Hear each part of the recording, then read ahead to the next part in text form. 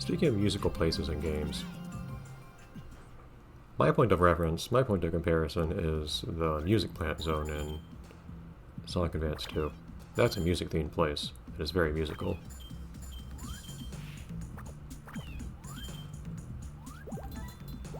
Things make musical noises as you... Hello.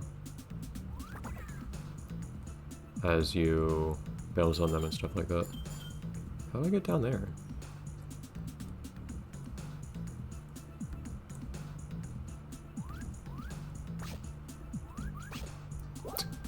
Tossing into there and then hit... Whoa! Oh boy!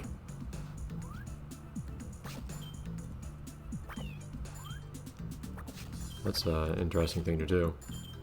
Stand on top of a box and fire down at it. Guys, the items that your predecessors dropped haven't even disappeared yet.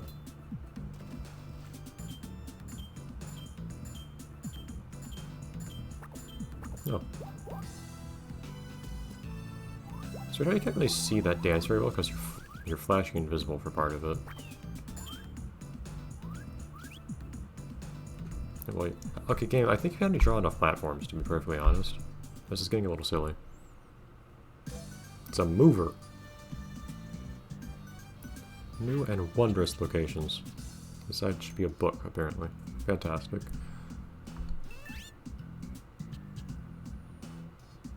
I can't think of any especially remarkable moving platforms anywhere, per se. From any game or anything.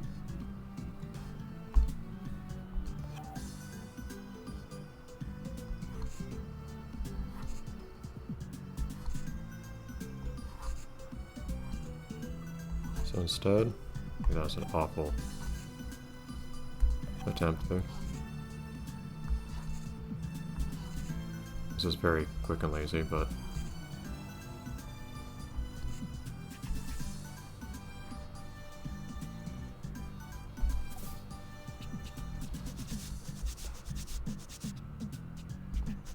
sure something that isn't SpongeBob.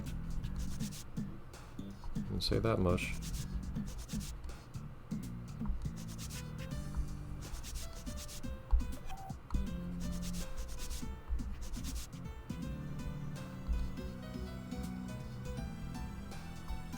But anyways, I thought it's just kind of a...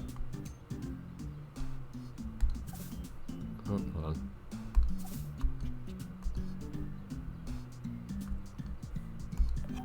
It's kind of just one of those pink fairy world clouds from Fairly OddParents, essentially.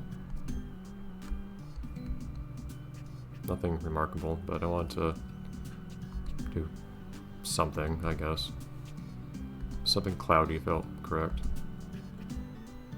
Which this is only a vague inspiration for that anyways. I don't remember even what outline color they use on those things. I think there are other details on them, like might be like colorful specks of something or something in there.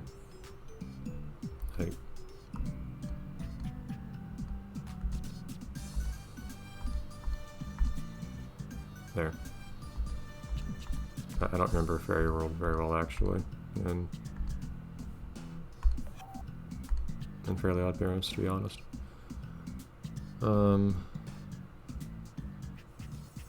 That, or it might look more like the magical vomit that I think appears in the show a few times. One or the other. Magical vomit probably isn't a bad description for the appearance of Fairyland anyways. Fairy World? World.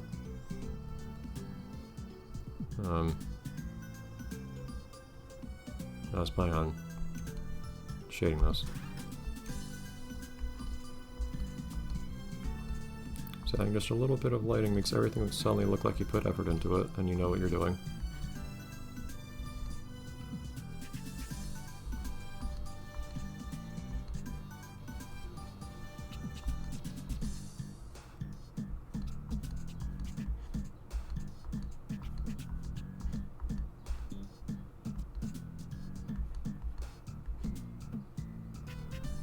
You really kept going what I shouldn't have there.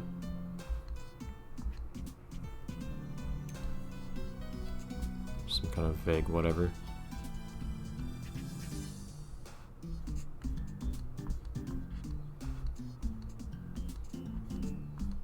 Wish you could just make the void part of your lock color. So you could only draw over top of things. So that would be really useful for coloring things in, like what I'm doing here, or namely stuff like shading.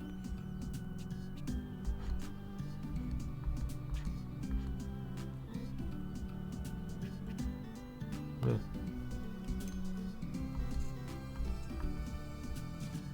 Sure, whatever. Kind of a throwaway, to be honest, but I don't want to draw yet another platform with a bunch of effort into it. This thing that may or may not be from Fairyland, who knows? World. Same thing.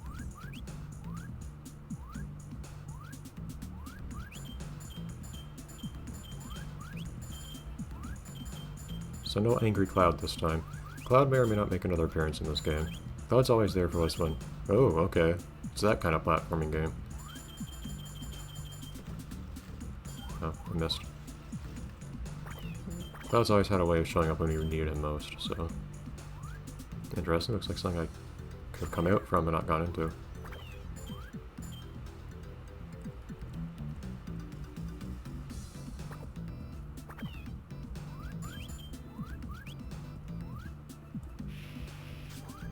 No.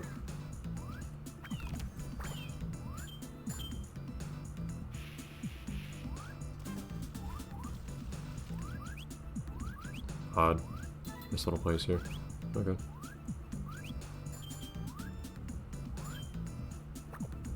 More similar things. I reach out and grab you, not vice versa.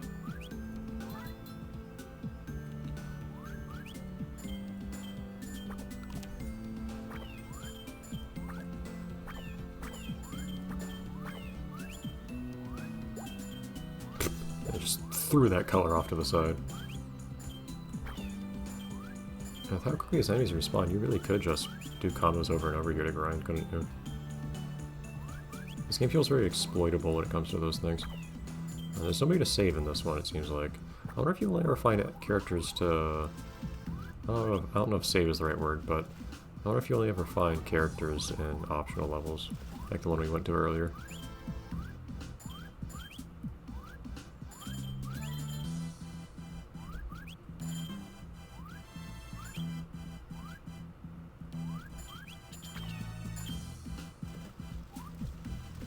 Oh, cannot double jump out of the water.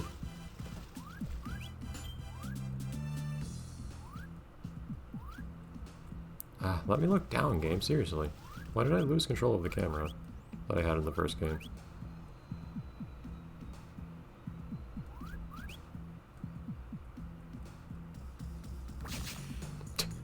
It's always fun.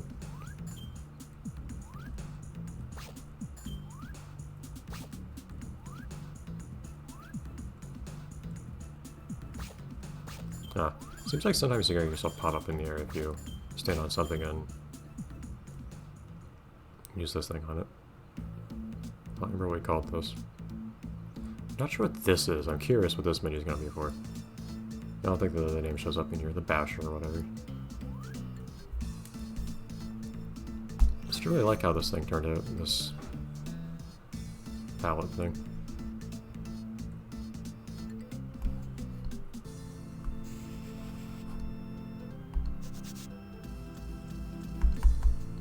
I'm not sure I understand what the logic is here. Oh, okay.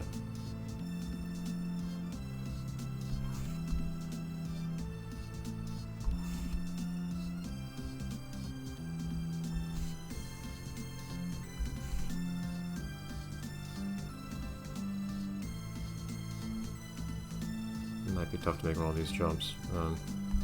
We'll see.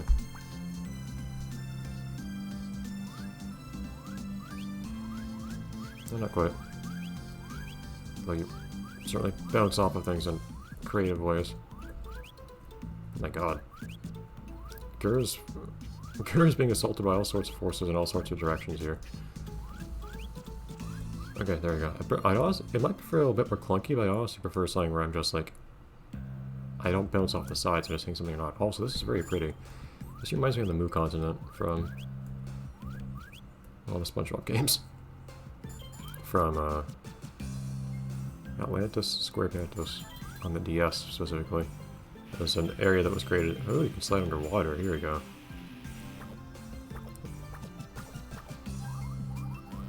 It was an area that was designed entirely for that game.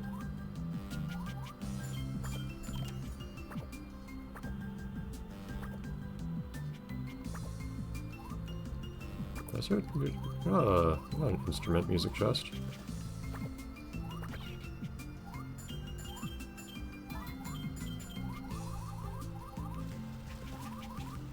What are you doing here? Oh, these accordion-looking things kind of remind me actually of accordion-esque, more like they're less accordion and more like, what do you call those things? Things you can compress and expand to, like a bellows kind of thing. That were moving platforms in, sorry, in the second Code Reaper game, in Marble Mania. Or Marble Saga. Not Marble Mania. Marble Mania was the first one. I find myself taking a lot less damage in this game so far, which is interesting. Some creative wildlife, though, I will have to say.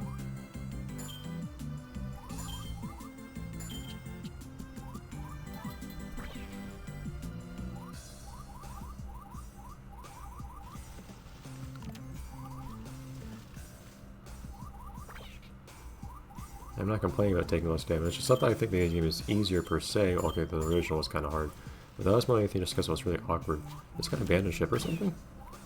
Oh, well, that ship's abandoned too.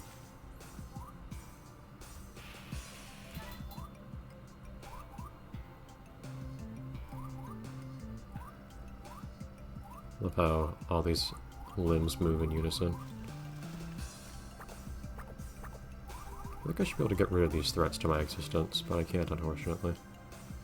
Also, these animated anemone looking things back here also concern me because they look like they could deal damage to me when they don't. This thing, on the other hand, probably does hurt me if I touch it.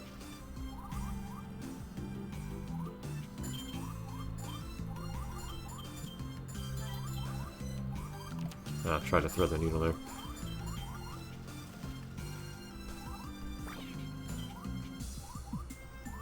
Yeah, I'm still liking this weapon the most. I haven't given the clarinet that much of a fair chance for what it's worth, but this projectile is so small.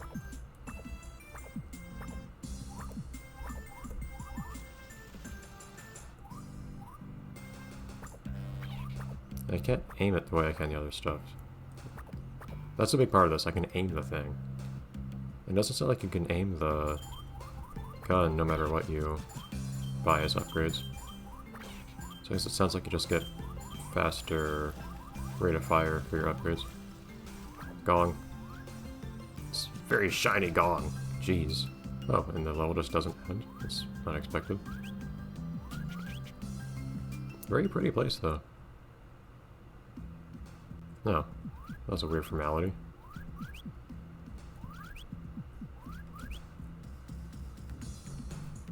It really doesn't have a jingle for finishing a level. That really throws me off. What decides how much bonus color I get? I'm also not clear on that, because it seems like a very arbitrary amount. It's not a nice round number.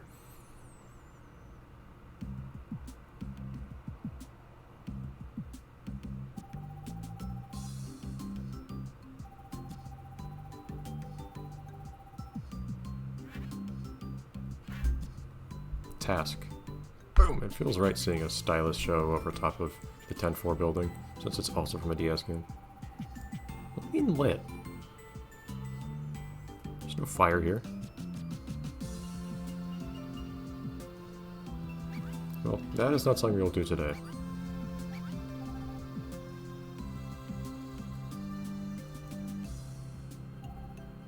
Hi. Enjoy contributing as much to the world around him as usual. Okay. Well, in that case... So, I may play around a bit more with other levels that I guess I might be able to open up from there or something. I should probably color in that area entirely before I continue. but I may be asked to draw more things, so I'm not going to do that right now. Maybe at the beginning of next episode, we'll see. That'll be a new recording session, I believe. Yeah, it will be. Right. In any case, bye everyone! And thanks again to the Anonymous who made this sketch up top here in the background. I do love this thing. You know who you are. I like how Nyx just looks confused at Gur as if just another yet more puzzling thing from this world. It's great. Anyways, bye everyone.